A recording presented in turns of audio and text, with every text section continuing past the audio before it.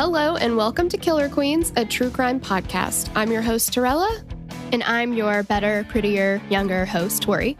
We're sisters who are obsessed with true crime. And love gal-palin with you about cases. You can expect the occasional curse word, lots of Friends quotes, and all the 90s nostalgia. To get in on the conversation, check us out at killerqueenspodcast.com. You can also find us on Instagram and Facebook at Killer Queens Podcast, and we're on YouTube at Killer Queens, a true crime podcast.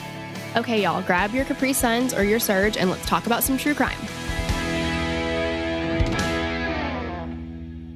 Oh my God, you guys. Hey, guys. This is a heavy one, Mm-hmm. And I think we just need, you guys to know that. They always are heavy, but This one in particular has a couple layers, right? It's got layers, yes. And if you've listened before, you'll know this is not my favorite kind of case because it is unsolved. Yeah, and you know what I like to try to remind Tori of when she feels that way? Grow it's not up. About me. Oh.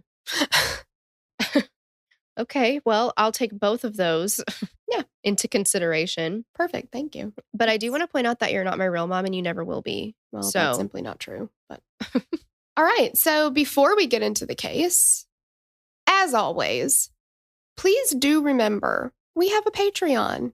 Mm-hmm. And we got lots of exciting stuff going on over there. Oh, yeah. By this point, we'll be balls deep in discussing Belinda Blinked on our Patreon hangout group. Yes. See what I did there? Yeah, and I think that was incredibly appropriate now that you It was. It felt not appropriate, and then it went into exactly appropriate, didn't it? Yes, it did. Yeah. So that's the show My Dad Wrote a Porno. Super, super funny. We did a live in that Facebook group, and it's for patrons $10 and up the other day, and we quoted that or started talking about that. I don't remember how it happened, but then we got people talking about it, and we're like, you know what? Let's just do it. So come hang out with us, come hang.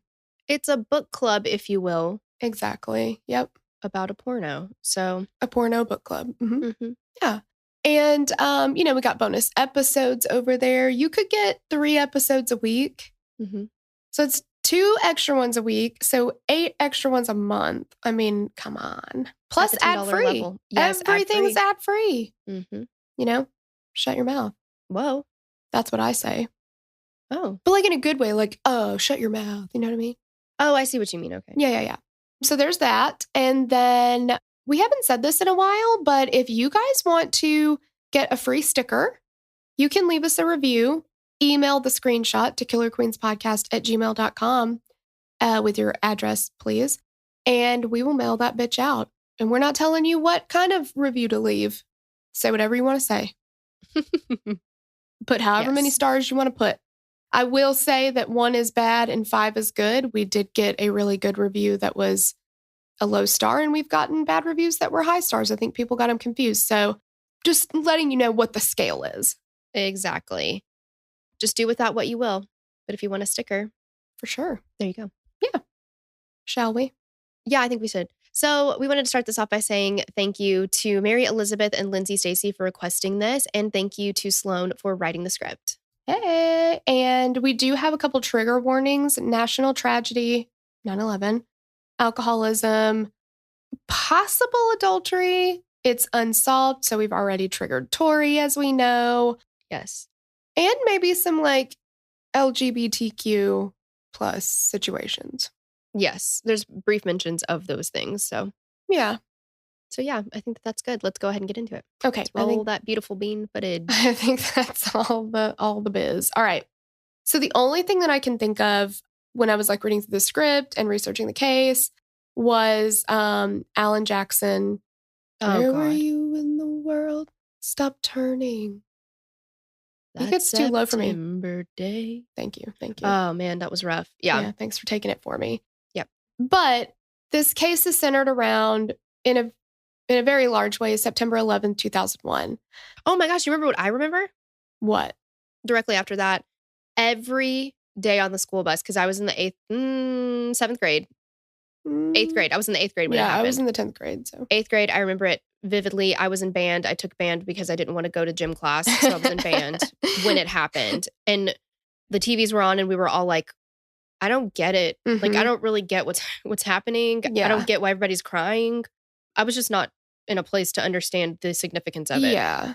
But I do remember every day on the school bus after that for probably still doing it.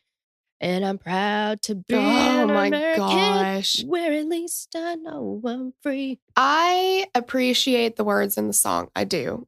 I'm a proud American. Sure. Hate that song. Hate it so much. How do you feel about Toby Keith talking about putting a boot in your ass? I got to tell you, I got down to that one. I did. It was good at It the was time, a bop in right? 2001 or And he's like, 2002. Oh my gosh. His vibrato is... American girl. Yes, that's... Yeah. Yep. I mean, they definitely have played that like in the bar when I used to go to the bar, and you know, you got your beer and you're just like sloshing it around, like cheersing and high-fiving. Yeah, put a boot in your ass. Woohoo, boots up your asses. Yeah. Great stuff. Yeah. But, you know, I wonder if we have listeners who don't remember 9/11. I bet we do. I bet we do too. It is really insane to me because that was the day that it literally changed the world. Yeah, forever. Like, because also something that's going to be brought up in this a little bit later is, you know, did she leave on her own and stuff like that? Like after I feel like before 9/11, it was a lot easier to, you know, get on a plane under a fake name maybe, or, you know, like, yeah. Not now. And I wonder, I mean, I'm sure they had some big laws and stuff, but I remember vividly going to pick mom up from the airport and just walking back to the, like, where you board. To the gate, yeah. Yeah, you could just go in. Yeah, I remember that night we waited on her and it was so quiet and I was eating the loudest chips in the world. Yes, it was just crinkling, like. For like, it took me like... Yeah, 3 minutes to get this bag of chips open. It was really hard. I don't know why. It was hilarious. But yeah, we were definitely at the gate waiting for her. So yeah, I mean, life changed absolutely dramatically. I cannot imagine how life changed for anybody who was like of the Muslim faith or anything like that. I mean, it's horrific. And at that time, like, you know, we were pretty young. I didn't get it. I remember that I was in French class and they, you know, everybody started turning the news on. And this girl that was in my class kept going, America's under attack. America's under attack. And I was like, the fuck are you talking about? No, it's not. What does that mean? It's America. Like, nobody can hurt us. I just had lived in this bubble of like safety and security. I will say that my band teacher, I can't remember his name. It doesn't really matter, I guess. But I don't know how people teach kids in the 7th and 8th grade, probably 6th grade too. Let's lump in 9th grade. Because we were obnoxious. We just did not understand. We were like, but do we get to go home? Yeah. Like, I don't care. Can we leave early? Like, because we just didn't get it. And we were just such little shits about it, you know? Yeah. Yeah. I definitely didn't understand. I was like, when you're young, you just don't understand it. And I think it, you know, it obviously takes a really long time to understand. But then like, you know, as we got older, I was in the 10th grade when it happened. Then I've got, you know, guys that I went to high school with joining the Army as soon as we graduate high school. And several of them did not come back. And it's just like, you know, everybody was in the Army. Everybody was deployed all the time. Yeah. Even though we felt very removed from it, eventually it touched everybody, I think. So. Yeah. And of course, when you're little, you just don't get it. But basically, if you are a youngin', and you do not remember 9/11, or you were born after it happened, we will, you know, lay that out for you here. So exactly, 19 terrorists executed their plans to hijack American airplanes with the intent to crash them into the 2 tallest World Trade Center buildings, the Pentagon and the White House. Now, they did not get to crash it into the White House, but that was the plan. At 8:46 a.m., American Flight 11 slammed into the North Tower of the World Trade Center between floors 93 and 99, immediately killing the people on the plane and some people in the building, but trapping hundreds more. 17 minutes later, and that's the thing. It's like you're watching the news and they're showing the tower, right? Because it's just been crashed into. And then the second plane crash. Nobody was expecting that. I mean, no, you know, nobody on the ground. Worse from there. Oh, it's just so crazy. But it was 17 minutes later at 9:03 that United Flight 175 hit the South Tower. This was between floors 77 and 85. So again, everybody on the plane was immediately killed. And the people in the, many people in the building, and now many, many more are trapped. At 9:37 a.m., American Flight 77 crashed into the west wall of the Pentagon in Virginia, killing 184 people. Then at 9:58 a.m., the South Tower collapsed, covering Manhattan in dust and debris in about 10 seconds. And again, all of this was, it was just like my adult self thinking about watching this and living this, like, watching it on TV when I was young and having no fucking idea what I was looking at. Mm-hmm. And just I'm just like a mind blown emoji. It's so sad. It is so sad. Okay, so while this is happening, passengers of United Flight 93 were fighting back against their hijackers who were headed for the White House. This plane went down at 10:03 a.m. in a field in Shanksville, Pennsylvania. This killed all 39 people on board and the terrorist. Absolute fucking heroes, these people. Mm-hmm. I mean, finally at 10:28 a.m., the North Tower collapsed as well. So 4 planes hijacked by 19 terrorists, and it changed America forever. And as of 2020, we are still working to identify many of the 22,000 remains from the wreckage. As of 2019, only about 1,645 victims have been accurately identified through either DNA or belongings, and that's only 60% of the victims. So the other 40% of the victims and their families are still in limbo, waiting for someone to call and say, hey, we found something. This definitively proves that your loved one was killed in the attacks on 9/11. Like, there's just so many things I can't imagine, Mm-hmm. I think they were there, but we don't know. It's just so sad. It is so sad. And again, this case is just so heavy because we're telling the story of one particular person who went missing and may have died in this event, and not diminishing in any way, shape, or form the importance of the Phillip family, But you back up a little bit and just how big this event was and how many people are involved. Like, it's just a bigger story, It's like you can't tell her story without talking about the 9/11 story and thinking about all of those families and victims involved. Right. Yeah, I think it's one of those things like cinematography or cinema. Wait, how would you say that? Sound it out. If this was a movie. Oh, okay. Yeah. And you're focused on one person, right? And it's like this terrible tragedy that happens. And then you zoom out and you're like, oh my God, it's 22,000 people who, Right. It's a lot. Yeah, it's so much. One of those families that has been battling to have their loved one included. Nope, I fucked that up. One of those families has been battling to have their loved one included because to them, it's better than the alternative, than where their daughter, wife, sister has disappeared or had some other unknown ending. And it can't, just how awful for that, that to be the better alternative. But humans, man, humans gonna human. And they're the worst. Yeah. 32-year-old Sneha Anne Philip is currently listed as the 2,750th victim of the attacks, but she was last seen on September 10th, and investigations would reveal a darker side to her life, creating, honestly, and Tori, my thoughts and prayers go out to you. It just creates more questions than answers. Yeah, that's great.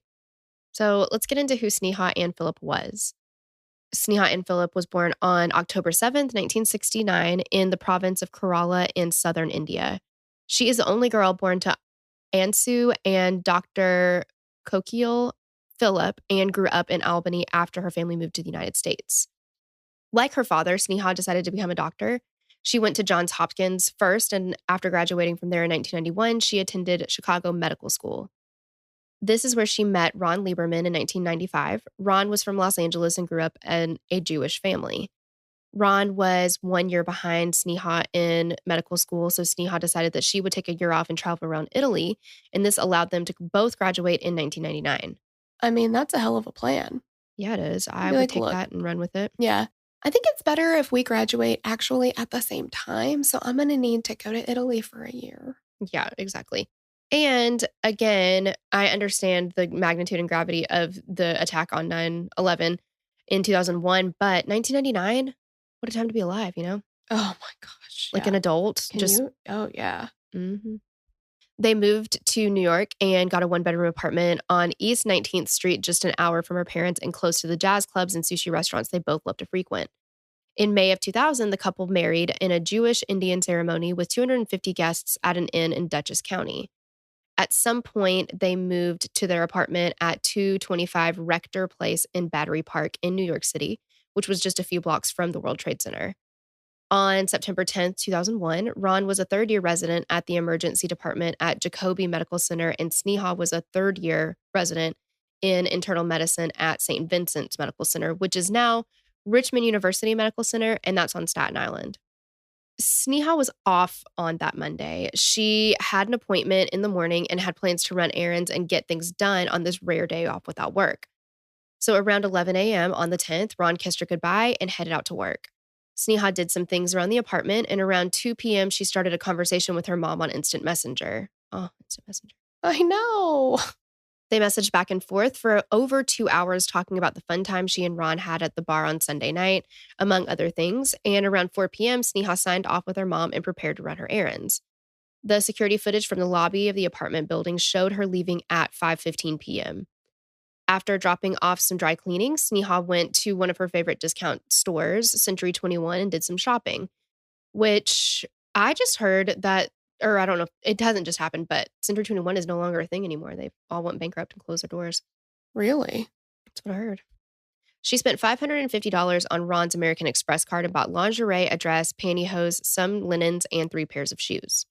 Okay. I was for a little bit, like just a minute, gonna not judge her for spending $550 at a discount store, but I was just kind of like, how do you do that? But like the other day I went in for one thing at Marshall's, and nobody told my husband this, but I spent like $230. So I feel like if I had just had a little more time in there, you know? And just because it's a discount store doesn't necessarily mean that it's that discounted. I mean, Terrell, you and I went one time when we went to Florida, and we went to those like outlet malls, like an outlet mall. And we were like, where are the discounts? Remember? Yeah, I was like, what? Because I thought an outlet mall was discounts. But it's not. But it's not. But I'm just saying, like, yeah, it could be discounted from, like, maybe one thing was $550 and now it's $225. Yeah, totally. Century 21 was just blocks from their apartment and right down the street from the World Trade Center. But when Sneha walked out of the Century 21 shoe annex, she seemingly disappeared. Sneha didn't return to their apartment that night. When Ron got home around midnight and his wife wasn't home, he wasn't terribly concerned. Sneha often went out to the bars and ended up going to other people's houses and sleeping it off there. She also occasionally spent the night at her brother's or her cousin's apartment when Ron worked late as they lived nearby. She still wasn't home when he woke up, and Ron was annoyed that she hadn't called or left any messages, but he went to work for a meeting thinking she'd be back that night. Ron's meeting started at 8 a.m. and ended around 9 a.m. When he left the meeting, he found his colleagues around the TV. Okay. So now we're at 9/11 because it was that morning. He had a meeting that day, but now we're going to be in that time period now of the attacks. So as we know, the first plane hit the North Tower at 8:46 a.m., just 2 blocks from Ron and Sneha's apartment. That's crazy, just to be that close to it. Ron had still not heard from Sneha. He was calling her repeatedly now with no answer. I read somewhere that she did not have a cell phone. I did too. And I read that he was calling the apartment. I heard that he was calling the apartment and he was calling like friends and her family trying to track her down. Yeah. And, like you said, he's calling her family, he's calling around, but nobody had seen or heard from her. And this is a huge, he's freaking out. You'd be freaking out anyway, even if he had spoken to her that morning, just because of how close they are. Mm-hmm. But I think in his mind, just because of how things normally go, he's like, oh, she probably stayed with, a friend. She probably stayed with her brother or whoever, like slept at a family member's house, but they didn't see her. Plus, this tragedy has happened. I mean, it's just got to be insane. Horrific, right? Yeah. So, using the benefits of being a staff member at the hospital, Ron caught a ride with an ambulance and he's trying to get back to his apartment.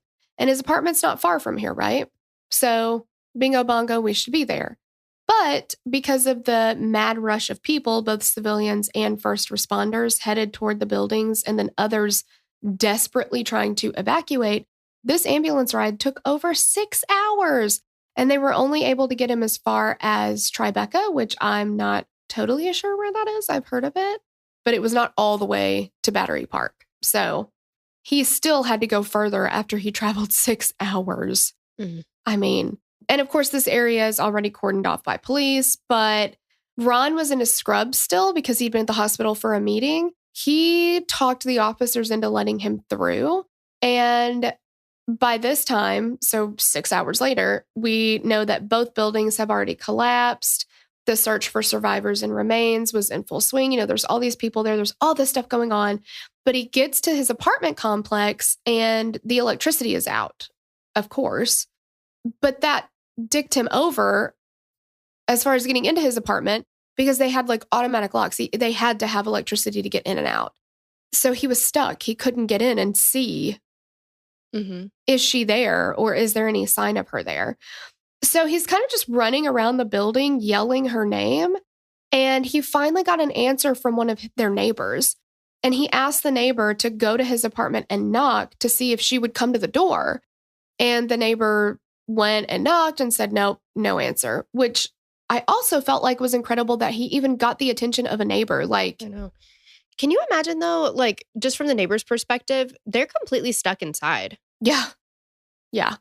So crazy. Just, the whole, it has to be this just like, what world am I living in now? It has to just feel like an absolute nightmare.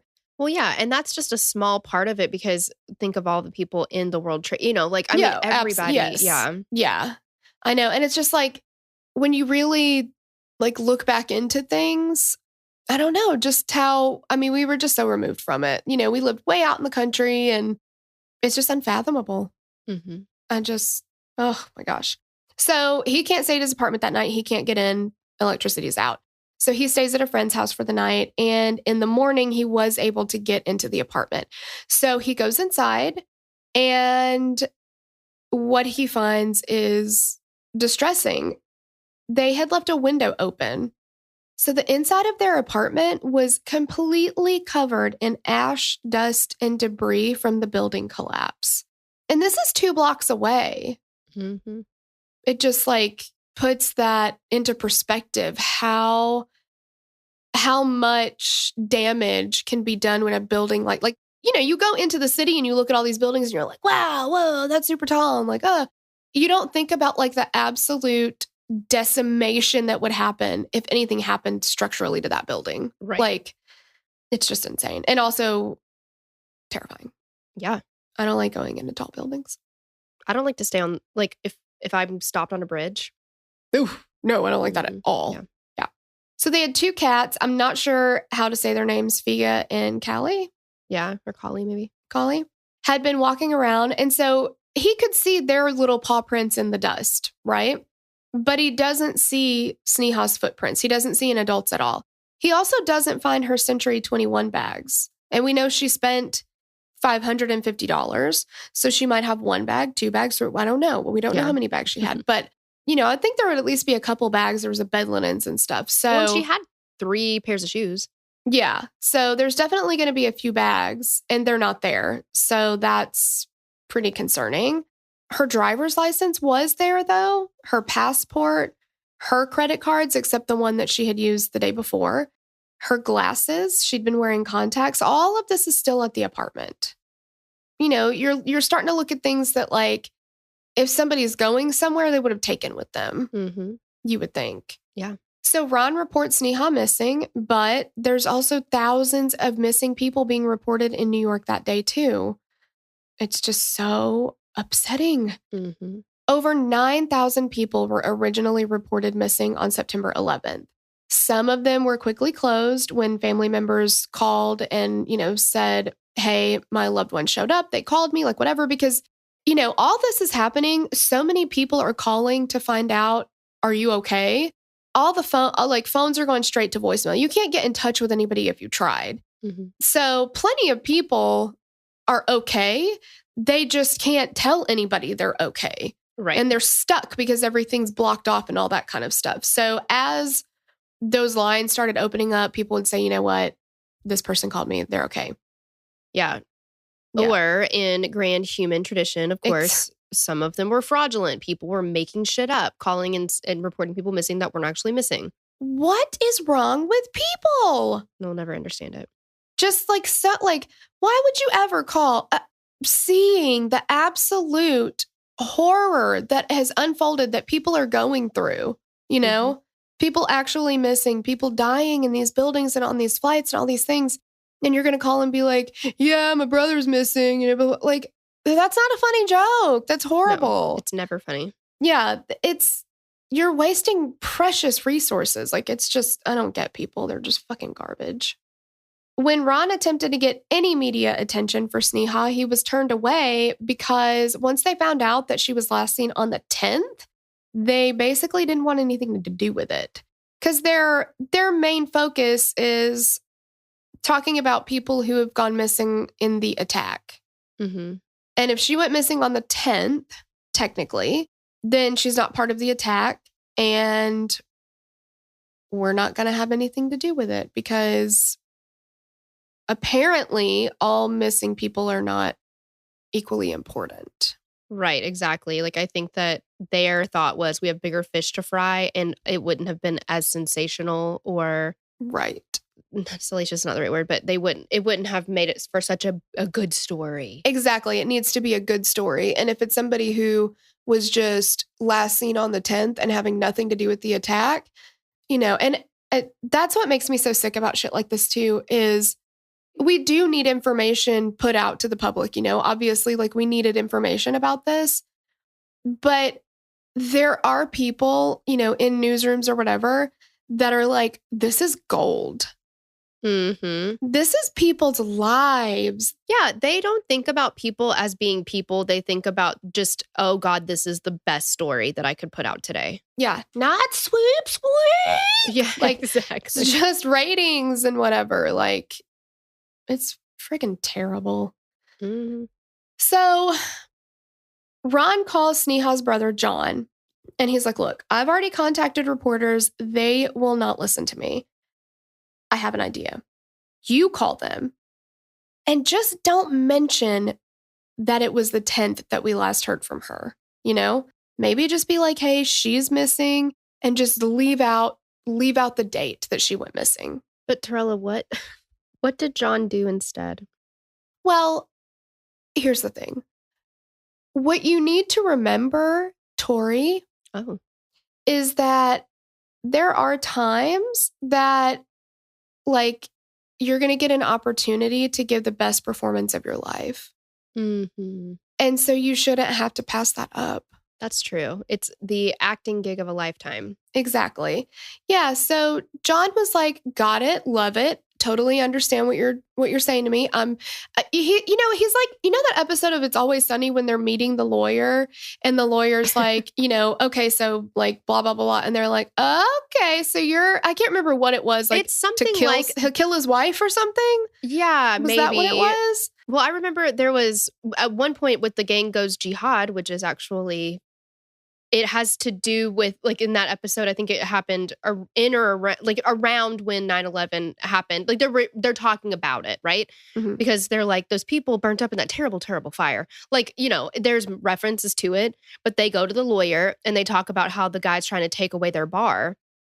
And they're like, what can we do? And he was like, unfortunately, there's no legal action you can take. And they were like, yeah, no legal action.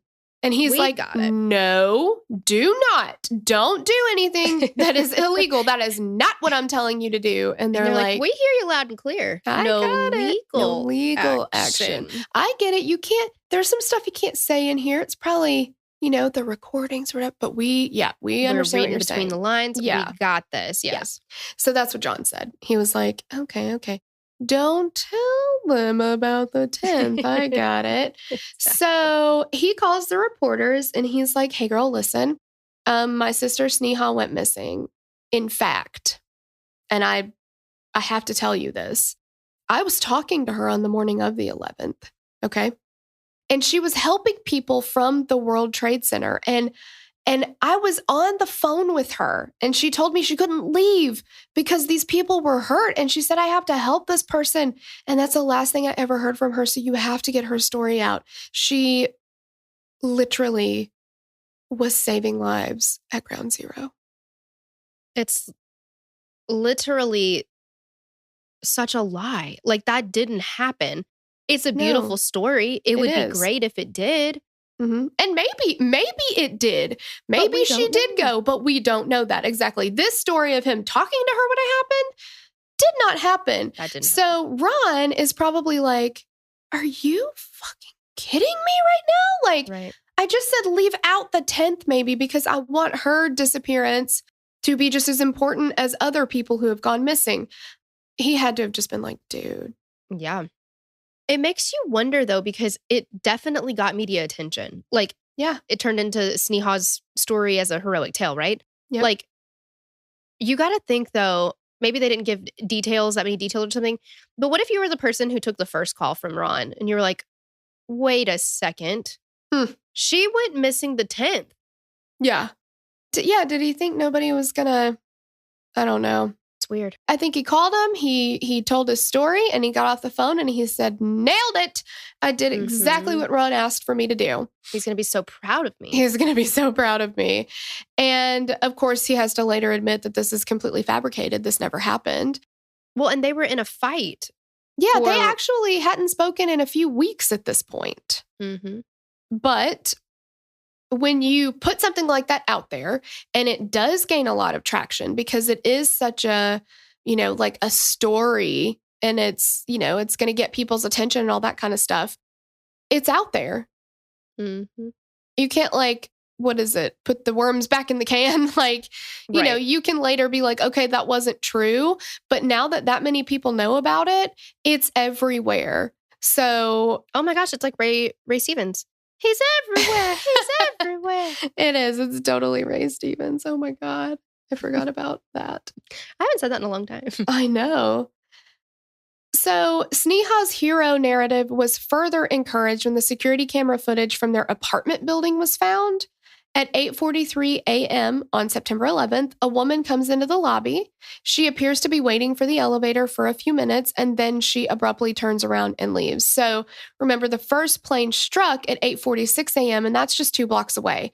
This person heard the commotion. Mm-hmm. Well, how could you not? I mean, exactly. Yeah. So it would make perfect sense that this person who is waiting on the elevator hears what has happened, turns around and goes out to see what's going on and either goes towards it or, maybe they ran away. I don't know, but they go out to see what's going on. The only thing is the woman in the footage can't be positively identified as Sneha because there was sunlight washing out most of the picture. Seriously? It's just so frustrating. And it's really bad glare from the sun. And our one thread of hope. I know. Identifying. Mm-hmm. It's mostly just a silhouetted woman. She did have a haircut like Sneha. She was wearing a dress like the one that she'd last been seen wearing. She even walked like her. But again, you just can't see her clearly enough to say for sure. Well, and there's no bags. There's no bags. But I do think that if you get a little glimmer of hope like that, your brain sometimes lets you see what you want to. Mm-hmm. Yeah, you're right. That is a very good point. Yeah, so I'm sure that anybody close to Sneha would be like, yep, that's definitely her. And I mean, they do. The family does believe this was her. Although, what are the odds? Right. I don't know where she would have put the bags, but being a medical professional, it would make total sense that she's waiting on an elevator because she happened to be off that day too, I guess. Or maybe just working later. it would make sense that she'd hear what's going on. She'd go out to see. And because she's got medical training extensively, she's already in her third year of her residency, that she'd go and help people. She'd try to, offer her services. Police didn't seem to push off Sneha's case and in fact seemed to almost accept the narrative that she was at ground zero. And I don't know if that's just like, okay, fine, let's just add another one to that so we don't have to do a full investigation. Like, I'm not trying to say anything negative about them, but they were really receptive to that in the beginning. Mm-hmm. But then they started investigating, and Ron hired a PI, and there would be some questionable information revealed through those investigations and would create some differing theories.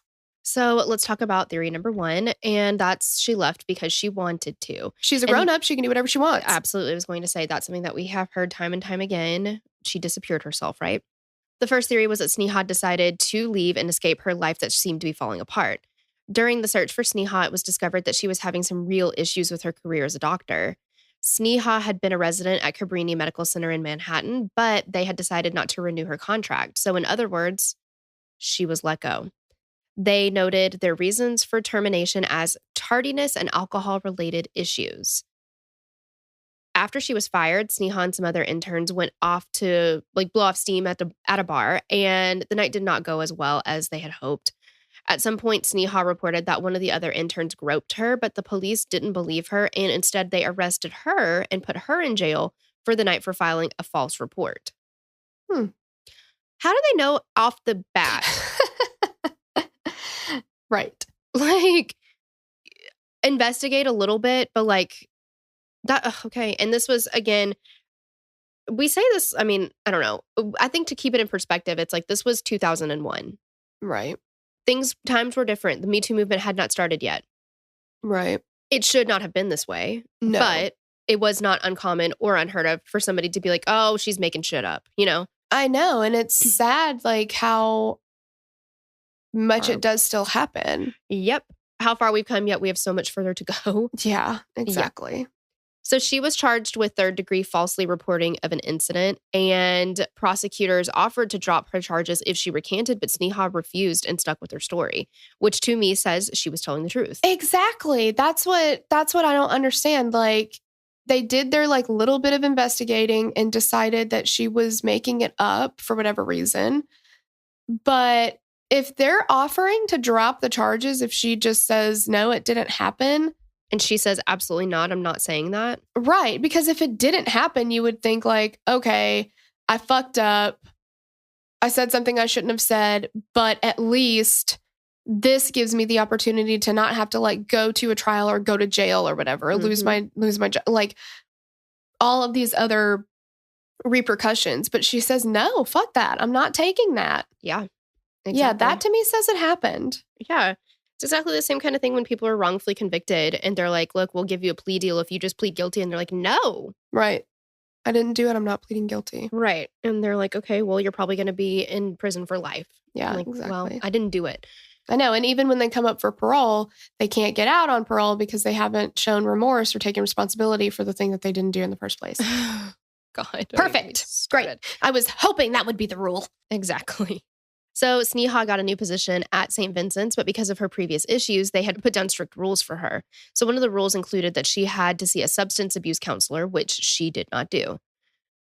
Because she did a couple times, but then I think she started missing. Yeah, she wasn't consistent with her going. Right. So, and that's the thing though. I mean, those were part of the rules. You have to do it regularly, and she didn't. Right. Because she failed to meet with the counselor regularly, Sneha was suspended, and that is actually why she was off on September 10th, the same day that her appointment, that same day, her appointment that morning had been a court date in regards to the false claim. Sneha and Ron's marriage was also under the microscope and revealed that Sneha frequented lesbian bars and spent numerous nights with women she left with. Ron and her family believed that these were innocent nights because Sneha liked to have a good time and made friends with people quickly. They claimed that she was a little gun shy after the groping incident and preferred lesbian bars so men wouldn't hit on her. So this theory included that Sneha was actually a lesbian or at least bisexual, and that along with all these other things, she was running away from the life she had for a life that she wanted. However, there was no indication that Sneha had made any attempts to prepare for leaving. She left all her important information and her glasses at an apartment, or at her apartment. And after an extensive forensic computer search, it was determined that she hadn't done any kind of research about leaving without a trace or living off the grid or different locations or anything else that would suggest that she was leaving. Sneha was incredibly close to her family as well. And her mom said that Sneha told her everything. Sneha's family is also adamant that Sneha didn't have substance abuse issues or that her career was in danger. They have stated they feel that she was a victim of persistent racial and sexual bias at Cabrini and that she was dismissed because she was a whistleblower and she was whistleblowing the resident that had groped her. I have some questions because I feel like, and Tori and I were talking a little bit before we started recording, and there's just so many unknowns with this case and so many like discrepancies and like, well, this person said that, but this person said that kind of thing. And so many things that's like, well, that's unclear. It's unclear. We're not sure.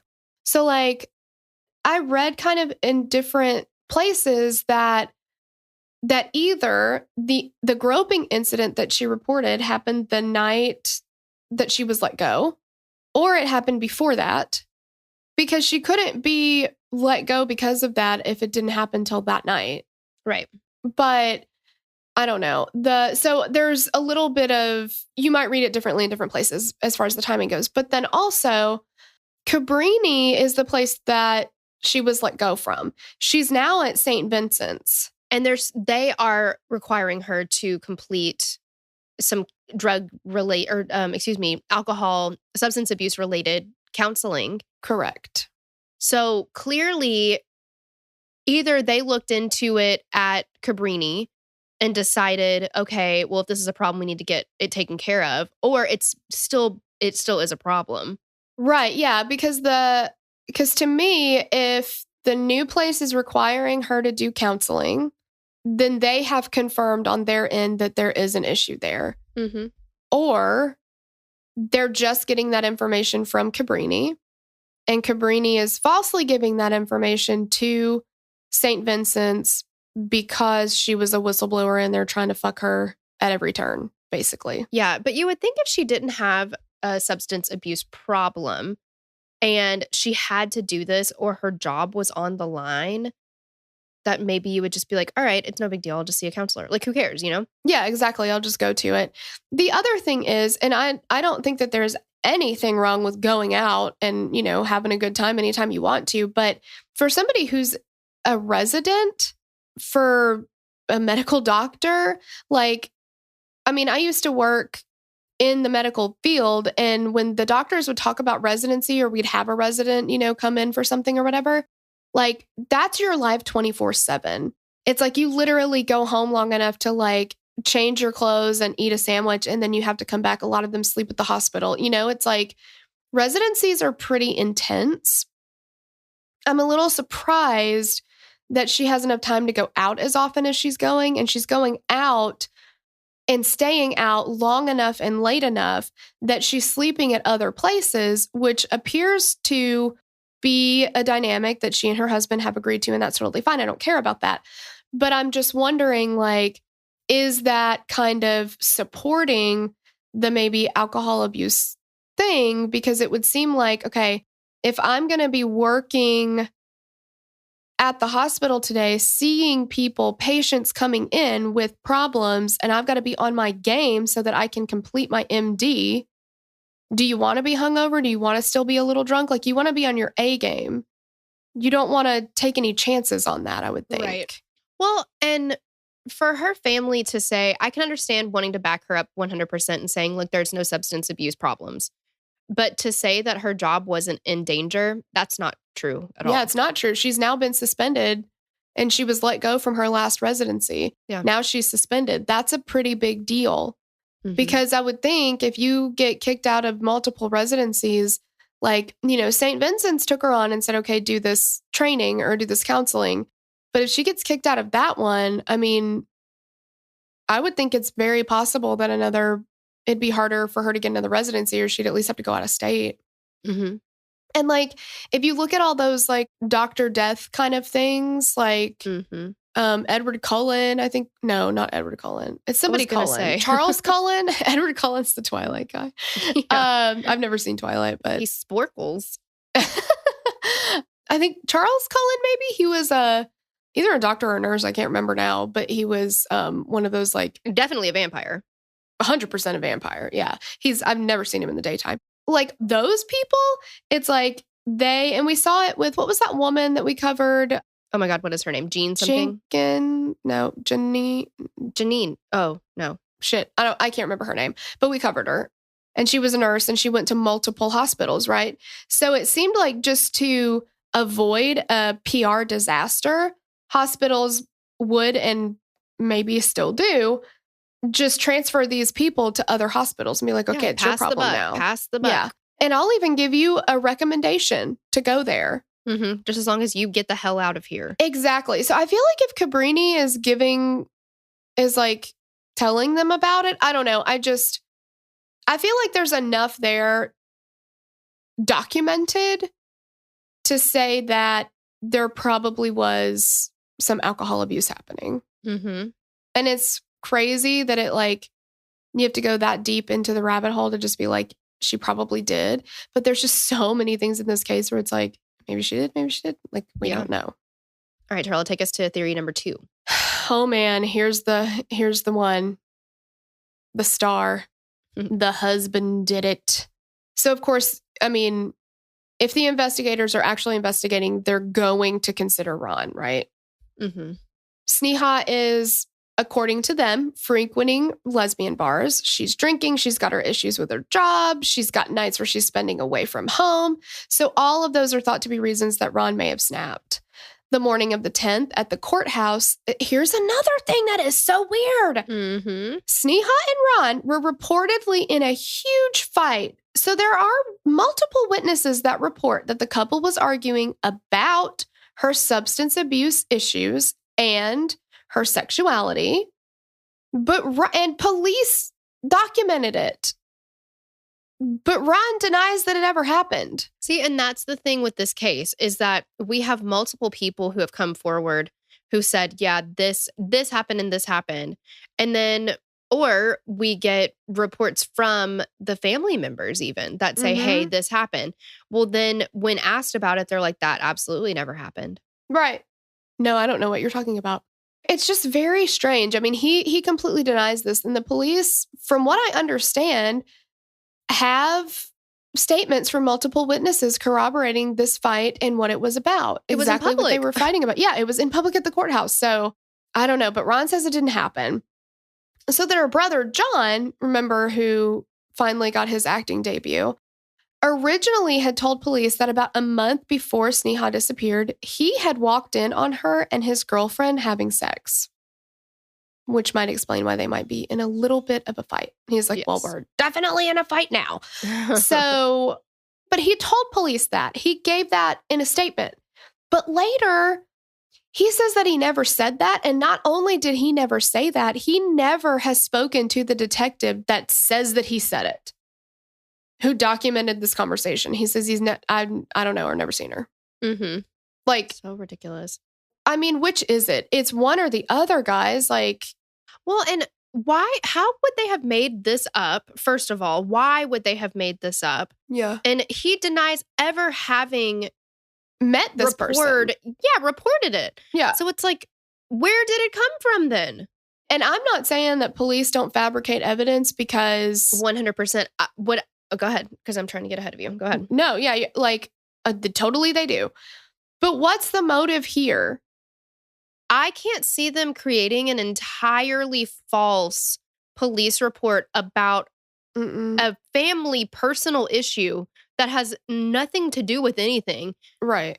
Yeah, because whether or not Sneha was bisexual, was a lesbian, whatever, who cares? None of that matters. The only reason it would matter is if there are relationships outside the marriage, which would, and again, that doesn't matter. But what matters about that is our suspect pool needs to be widened. Right. That's the only thing that matters. The only way that I can understand the police creating something like this and fabricating it is if they were looking at John as being the murderer, and they had a body, and they were like, well, we need motive.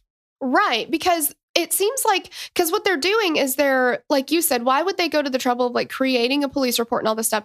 I feel like what's more likely if the police are going to fabricate evidence is be like, oh, hey, John stopped back in and he talked to me later, but I didn't write it down. I forgot to write a report for that, but this is what he said. I feel like it's more likely that they would be putting out information about a report that they never filed versus I actually went to the trouble to take these notes during the statement and put it into the record. Like, right.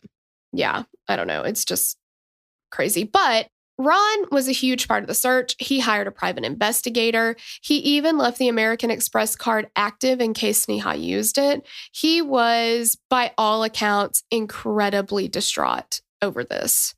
And genuinely so. Again, you can never know if somebody's genuine, but I feel like him hiring a private investigator speaks volumes there, because that private investigator could very well find out some shit about Ron that he wouldn't want anybody to find out. So why would you open yourself up to that? Mm-hmm. Here's another weird thing. Just really another weird thing. Ron was also questioned about a phone call, and it was at 4 a.m. on 9/11. So Ron claimed he was the only person home. Remember, he got home at like midnight that night from work, and it's just him home. He's upset because Sneha's not there. But somebody called his cell phone from the landline at 4 o'clock in the morning. And according to him, he's asleep. And he says, well, I don't remember making that call, but maybe I'd been half asleep and I called to check my messages. Maybe what happened. Like, it's just so ridiculous. Yeah. Dude, somebody in that house called your cell phone. You know, we'll call each other's phones if we can't find one. You know, it's on vibrator, like you can't remember where you put it so that you can see where it is. So, you know, maybe he couldn't find his phone or something, but he doesn't say that. He just says, I was asleep. And then they ask him about the phone call and he's like, oh, maybe I called to check my messages. Again, there was nothing about him, though, that said, we think you're involved. Nothing like that ever checked out. But it definitely is weird that, like, well, who would have called your cell phone from the landline if you were asleep? Like, WTF, man. Or if you were actually at home, you know, like, I don't know. But he was cleared. I mean, because again, or also, not again, I've not said this at all. Also, if he did murder her, if he snapped and murdered her in the apartment that night, how is he going to hide that? Like, there's a bajillion people outside of his apartment now. There's no way. Unless he just stayed awake all morning and hid her somewhere before he went to work. Yeah, I mean, it's a really big stretch to think that he could have done that.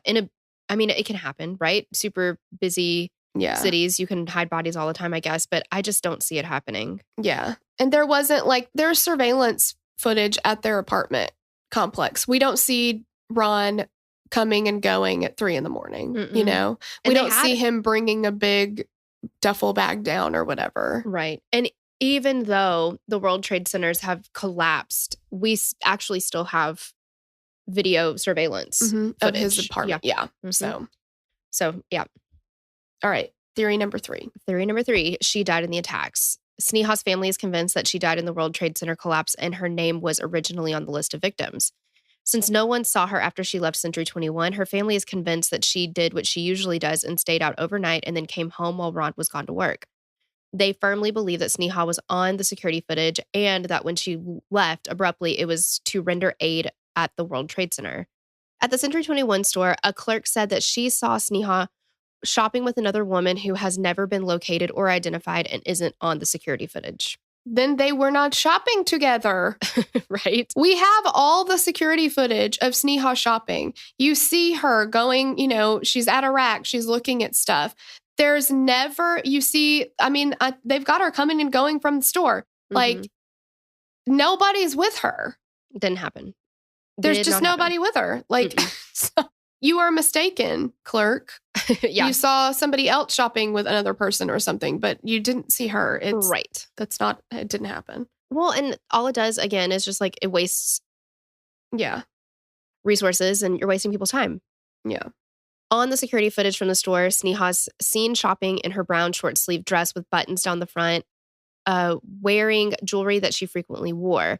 A black and gold beaded necklace with a cross pendant, her solitaire gold engagement ring, and gold wedding band with small inset diamonds. And she was wearing flower-shaped diamond stud earrings. It was noted in one source that gold turns into ash in a few hours when burned at 1,500 degrees Fahrenheit, and the Twin Towers burned at over 2,000 degrees for much longer than that, so there wouldn't be anything left other than the diamonds.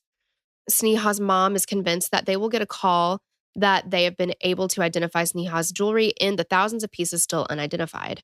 The city property clerk stated that they recovered 1,350 pieces of jewelry, and only about a third of those, which would be 450 pieces, have been returned to the families of victims. Sneha's mom, Ansu, said that they are hopeful because that after they sent pictures of Sneha's jewelry, they got a letter that there was a chance that they might still identify Sneha's jewelry.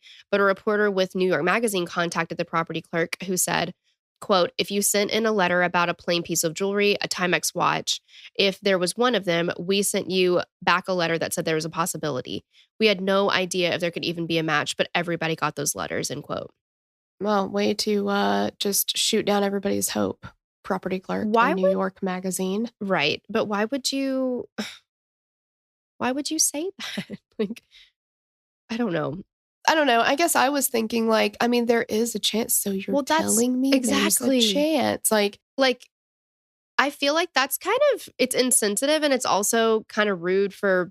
Yeah, to just blanket send everybody fuck it. We'll just tell them we might find it too. Yeah. And then afterwards, if somebody's they might find something, they're like, well, manage your expectations. Yeah. And I get they have a lot of letters coming in, and I'm sure, but maybe just we will do absolutely everything that we can. Yeah. To try to find this. Exactly. Yeah. So in 2003, Ron filed a petition with the New York County Surrogates Court in order to have Sneha declared an official victim of the 9/11 attacks. And around the same time, he also filed a claim with the Victim Compensation Fund in order to get financial compensation for the money Sneha would have earned. This money would have been calculated based on the victim's age and potential earnings. Sneha was 31 and a doctor.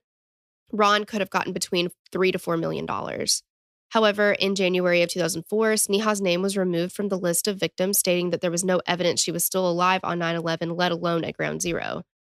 On June 29, 2006, the surrogate court judge presiding over the case, Renee Roth, ruled that Sneha wasn't proven to be a victim of the 9/11 attacks and that her official date of death would be listed as September 10, 2004. New York law states that a person can be declared dead 3 years after they are reported missing. The state law to establish that a person died in the 9/11 attacks states that there must be, quote, clear and convincing evidence of the person's exposure to the attack, end quote. The judges that overturned the ruling stated that this standard does not require an absolute certainty. It merely requires that the evidence make the conclusion highly probable. But because this standard is vague, the law is not applied evenly. So because Sneha's death certificate wouldn't officially say 9/11-2001, the victim's compensation refund rejected Ron's claim. Her family fought this, and on July 31st, 2008, a panel of judges voted 4-1 to overturn Judge Roth's ruling and officially named Sneha as a victim of the 9/11 attacks, making her the 2,750th victim, and her name was placed on the National 9/11 Memorial on the South Pool. Her official cause of death was listed as blunt trauma. So, however, the Victim Compensation Fund was closed in 2003, so Ron would never receive any money. Ron and Sneha's family said that they don't care about the money, but they want recognition that Sneha was a victim of the attacks. They feel that it gives them closure to Sneha to have been killed on 9/11 because otherwise they don't have an answer. Ansu says, I don't have even a grain of hope that she's still alive or that anything else happened to her. It's more peaceful for me to think that she died in the World Trade Center than I cannot bear to think that someone else killed her. I also listened to an episode of Trace Evidence on this case. Did you? Okay. It's Stephen Pacheco, I think is his name. I can't remember his name. I'm so sorry. He's thorough AF, you guys. Yeah, and he's got a good reading voice. He really does. So he said that during that, remember, Sneha was on Instant Messenger with her mom for 2 hours the day before that. She said that she had a friend that was getting ready to get married, and they were going to get married. It's called like the Windows of the World. And it's at the World Trade Center. It's a bar on, was? yeah. Oh, yeah. It's a very, very high up, like on the 100th something floor of the World Trade Center. And she wanted to check it out. Yeah, like she was like, okay, my friend is getting married there. I'm going to go check it out for her. And she had said that she had planned on doing it. Well, it's not clear when she planned on doing it. Again, it's not clear. But she talked about it that day, so it could have been that day. Or maybe, excuse me, the next day. Right. Yeah, she talked about it that day, but she also had all those errands and other stuff to run that day. So, you know, it was like toward the end of the day. So maybe she was going to go check it out the next morning. I mean, it's incredibly possible. So there's a couple of other, like, you know, when they talk about the ruling, that it's like, there just has to be like a probable, you know, evidence that she would have been there. We have her talking about it, but we also have her only living 2 blocks away. Mm-hmm. The likelihood that she was in that area and either was at the site to visit this restaurant, which she said she was going to go visit, or that she went and because she heard all the ruckus and was like, let me go help people. You know, I think it's probable. I feel like that all lends to that. So we're 20 years later from 9/11, you guys. And if that doesn't make you feel old, then I don't know. It makes me feel old. It makes me feel very old. Yeah. And I'm really sorry to do that to you. Well, the only solace that I have is knowing that you're always going to be older than me. That's true. Yeah. I got nothing. I'm over here just hopeless as hell. But part of Ansu's hopefulness is encouraged by the fact that only a little over 1,600 of the almost 3,000 people that died in the attacks have been positively identified through DNA. To most survivors and families, that statistic is troubling, but it's a ray of hope for the Phillips because that means there's still a chance that she'll be found. The medical examiner and other agencies are still working to identify all the remains from the rubble. So as of September 11th, 2012, 2,753 death certificates had been filed, but only 1,588 remains had been identified. And over the years, you know, there have been some identified from time to time, but it's been a very slow and painstaking process. In October 2019, 3 more victims were identified, bringing the total number of identified to 1,645. So we've still got about 40% unidentified, unfortunately. Most of the deaths were from the World Trade Center buildings and then on the ground, not including the 147 victims from the 2 planes and 10 terrorists. The Pentagon accounted for 184 victims and 5 terrorists.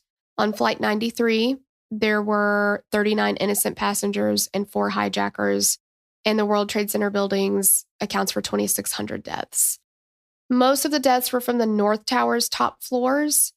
One of the men in the North Tower, John P. O'Neill, was a former assistant director from the FBI and assisted in capturing Ramzi Youssef, who had bombed the World Trade Center in 1993. So he'd become the head of security for the World Trade Center, and he died that day trying to rescue people from the building. Even after September 11th, the death toll continued to climb as people who worked in the rubble developed cancer.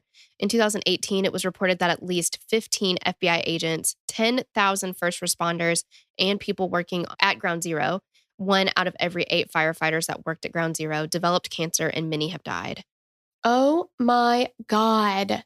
That statistic, that is terrifying. It's terrifying. It is.